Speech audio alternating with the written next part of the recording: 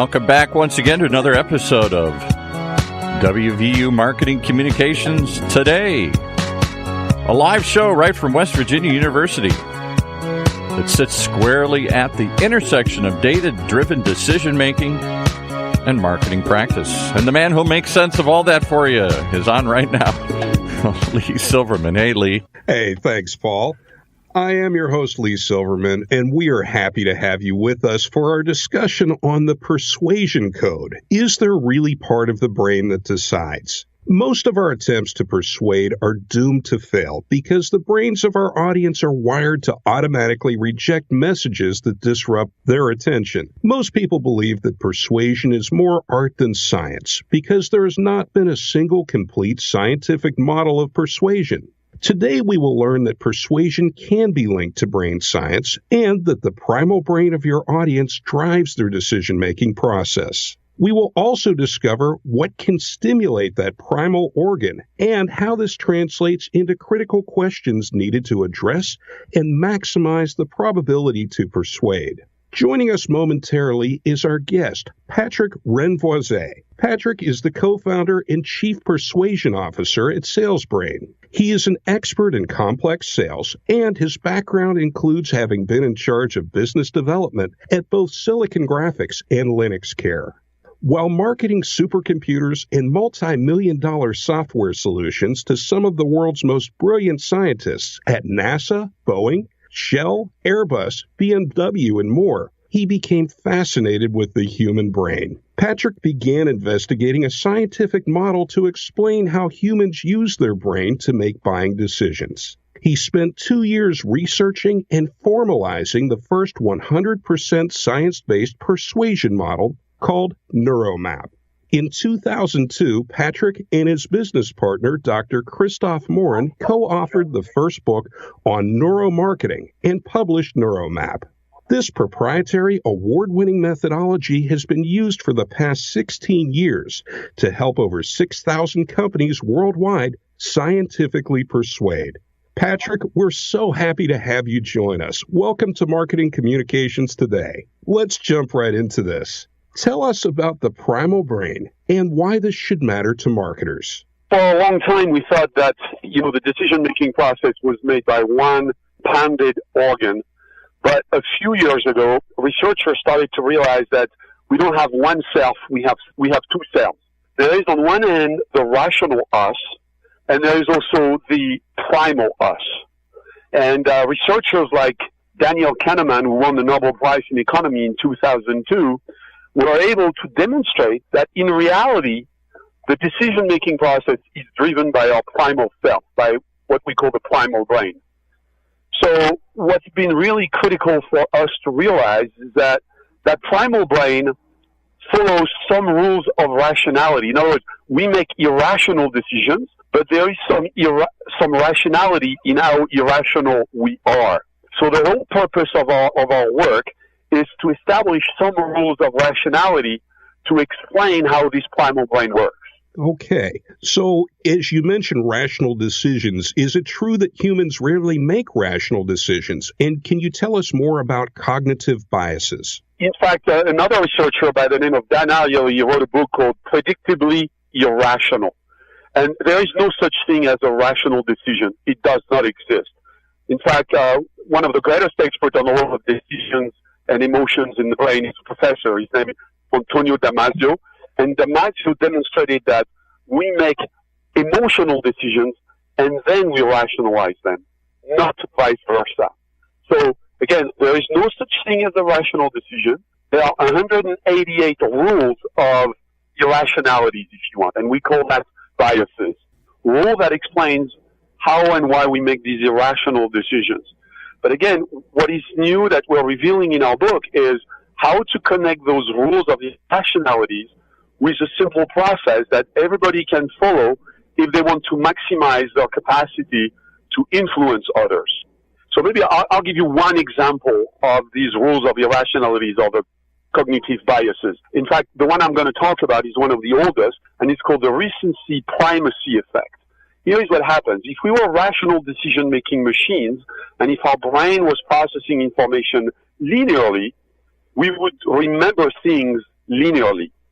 In other words, if I was going to give you a list of 10 words, there should be no reason for you to not remember the words in the middle. However, because of that rule of recency primacy, if I give you a list of 10 words to remember, you will tend to remember the words at the beginning. That's the primacy effect. At the end, that's the recency effect. And people will tend to forget everything in the middle. And this has implication. I'll give you a very famous quote from George Lucas. George Lucas, famous movie maker, said, if you want to make a good movie, you want to create a hot opening, a hot close, and just don't screw up in the middle. That's what he said. And if you're a business person, how can you use this to your benefit? Well, what that means is, for example, we've all heard that you have only one chance to make a first impression. Yes, that's the primacy effect. You know, it's so hard to overcome that first impression that you make on people. Same thing, the last words that you're going to say are going to be more present in the mind of people. So you have to be really careful in how you close your arguments. So again, this was just one simple example, but we have 188 of those rules of irrationality. So again, what we're revealing in our book, and to my knowledge, this is the first time that it is done through a complete scientific model, we are explaining, we are linking all these rules of irrationality, and we are helping people, we're providing a simple step-by-step process that will maximize your probability to use all these biases to your advantage. Okay, that was a beautiful illustration as well. Very easy to understand with the beginning and end being paramount. I understand that neuroscientists and neuropsychologists have known about the primal brain's role in decision-making for about 2 decades. Why has this knowledge not really reached the business world? Two separate worlds. On one hand, you have the world of academics. These are people that spend research budget, that are looking, I think they write books, they get other people to get their PhDs. It's one world. And then there is the world of business. In fact, you know, today there is about 70,000 books on marketing. There are 90,000 books on sales. There are about 20,000 books on neuroscience and neuropsychology. Defines all this. Our objective in life is to create a bridge between those two worlds, which do not communicate very well together. Okay, and it sounds like there's very fertile ground for this in those who are doing marketing and better understanding this primal reptilian brain that we all have. In mentioning, as you did books being out there, in your book you also talk about neuromarketing. What can you share with us about that? So about 15 years ago, we started to see a new branch of marketing called neuromarketing. And what we do in neuromarketing is we ask people, what do you want? But we're not going to pay attention to the self-reported measures. Instead, what we will do is we will measure directly on our bodies various physiological changes. And those physiological changes allow us to poke directly into their unconscious, if you want. It's an unfiltered version of what people truly want. So we use different modalities to do that.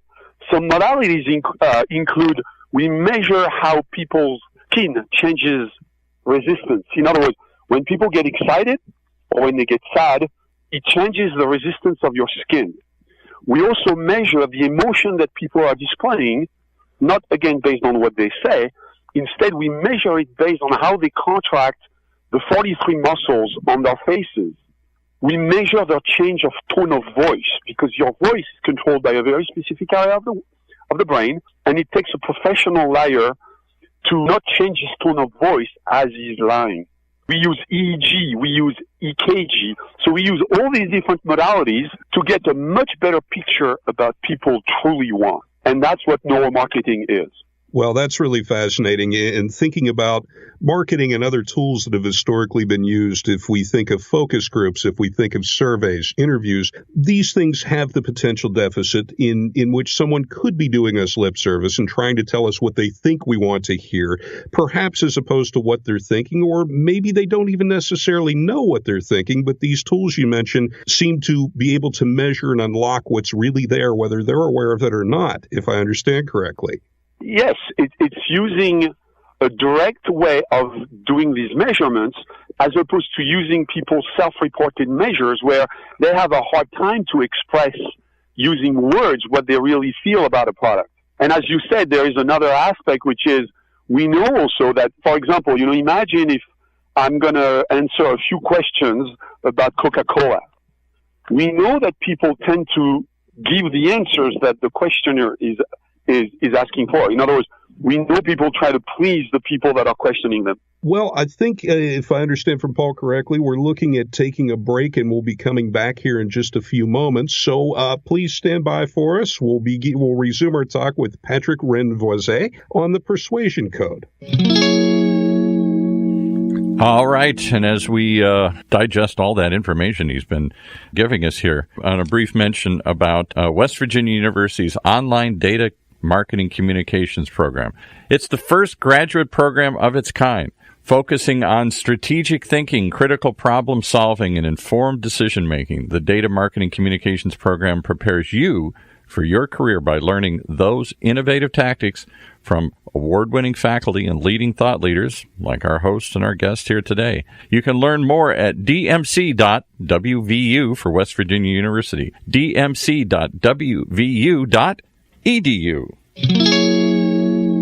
All right, you guys are in pretty deep here. This is some pretty heavy stuff here. My pen is running out of ink. I'm writing so many notes down here.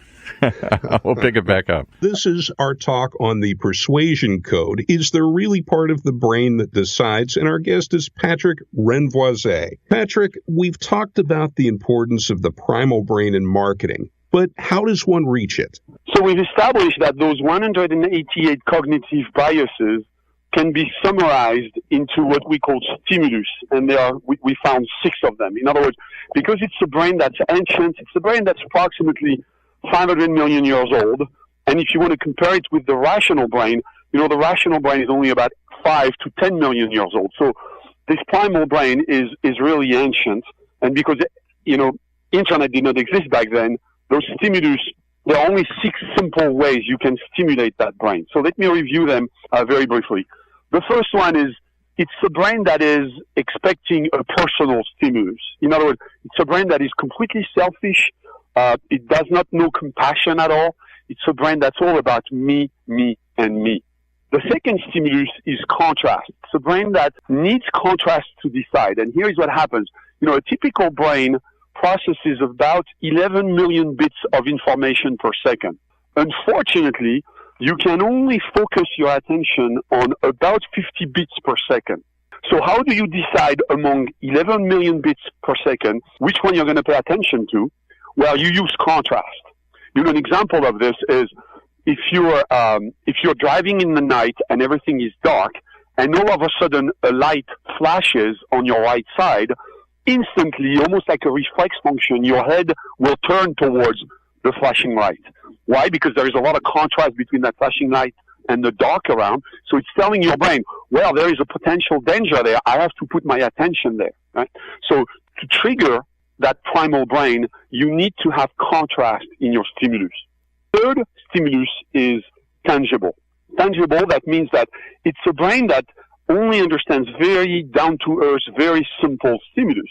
For example, it's a brain that does not understand something like, we are a leading provider of, and we provide easy-to-use, scalable, modular architecture.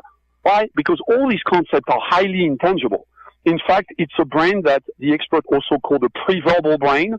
It's a brain that works that appeared way before we started to use words. Written words are only about 10,000 years old. Spoken words are about 50,000 years old. And that primal brain is 500 million years old. So it's not even the same scale. So it's a brain that doesn't even understand words. Why? Because words are not tangible enough. And that's the third stimulus, tangible. The fourth stimulus is, it's a brain that is visual. So, we've known this for a long time. A great portion of all brain activity is actually about processing images. And if you look at the architecture of the brain, apparently we had eyes before we had a rational brain.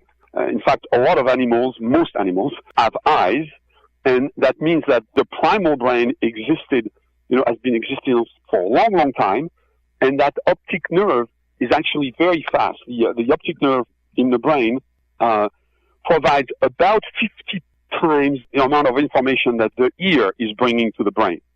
So fundamentally, the brain is an image processing machine. So making your stimulus visual really helps your audience understand what you're talking about. The next stimulus is beginning and end. So just like I talked about the recency primacy effect, that particular bias translates directly into one of the stimulus. In other words, when you communicate with people, they will remember the beginning, they will remember the end, and they will forget everything in between. And finally, the last stimulus is emotion. In other words, if you communicate with people with purely rational information, there is absolutely zero emotional component to it, people will have a really hard time to decide. So again, there are only 6 ways you can trigger or you can stimulate that primal brain, and this is a direct application of the 188 cognitive biases that I talked about.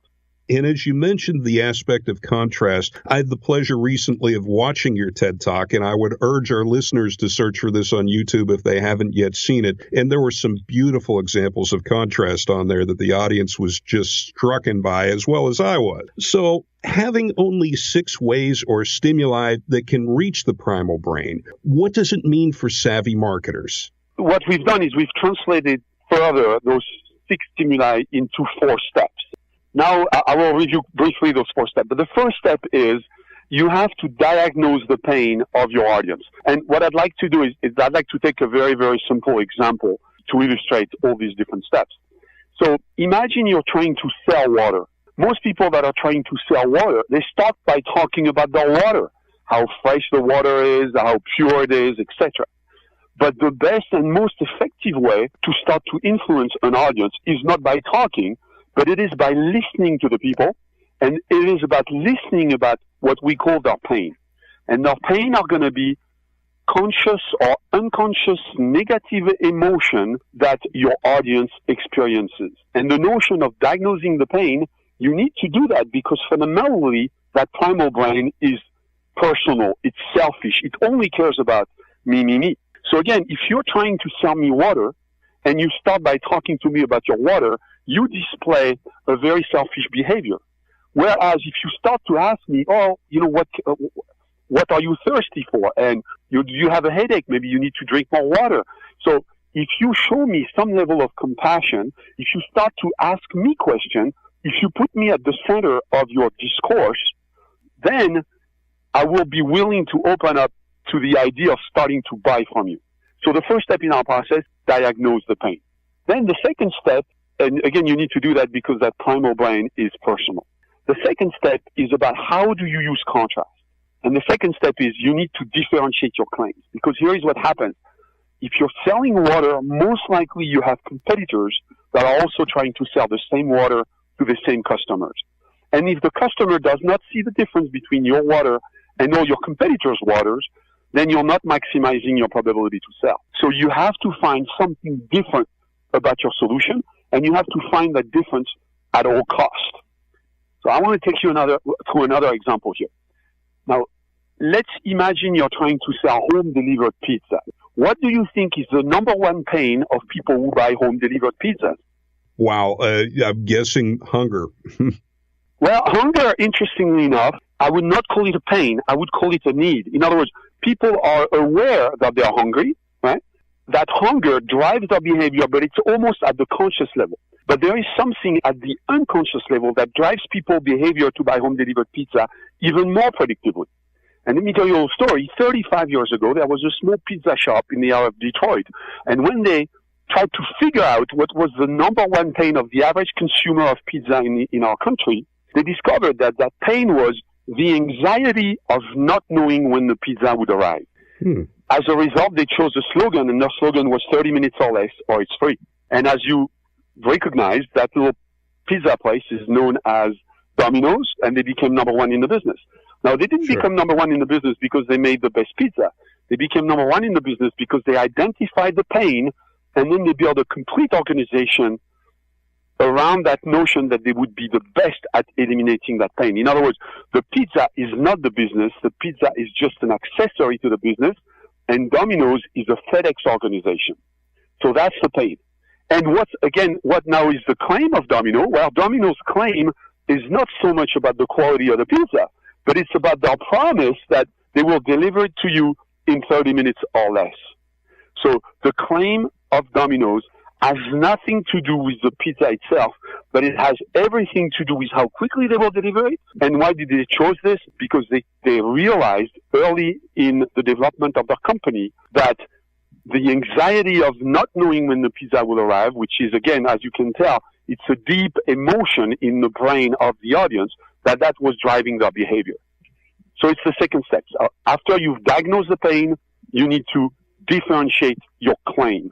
And you need to do that, again, because that reptilian is sensitive to contrast. Yes, and that differentiating yourself from competition is so important throughout marketing, of course. To shift gears for a moment, in the remaining time that we have, why is it so important to have a scientific model of persuasion?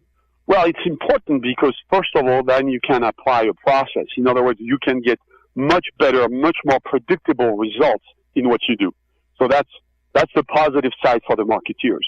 Now, for the consumer, it also is very important because that allows the consumer to be way more educated about how other people are trying to influence them. I mean, I've been doing this for over 20 years, but I still find myself from time to time making completely emotional decisions. So when that happens, I analyze why is it that the message of that particular person was able to get to me faster and more effectively than anybody else.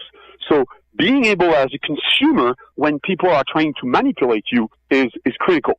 So again, just like in physics, physicists are trying to unify all the forces in the world. And they're trying to come up with one single theory of how forces work in the world. And being able to do this for sales and marketing, I believe, is equally important because it will make sure that people no longer buy stuff they don't need. Okay, very good. Well, in brief, would you like to mention the book that you have out if others would like to pick up a copy and check it out? Yes, so the book is titled The Persuasion Code. I am one of the co-authors with my friend and partner, Christophe Morin. And the book is available on Amazon. It's available in many other places. The book was about 2 years in the making, and it's a sequel to our first book, which was titled Neuromarketing, Understanding the Buy Button Inside the Brain. Again, it's a book that is all about science, so we're not asking people to trust us. We're giving people scientific facts, and then they can make the decisions for themselves. But our conclusion was that, even though we are in 2018, we still make completely irrational decisions. By making sure that people can learn about how irrational we are, we believe that we can make the world a better place. Well, that's wonderful, Patrick. And thank you so much for taking the time to talk to us today. This has been the Persuasion Code. Is there really part of the brain that decides? And I think the answer to that is yes. Paul, I think we go back to you, my friend.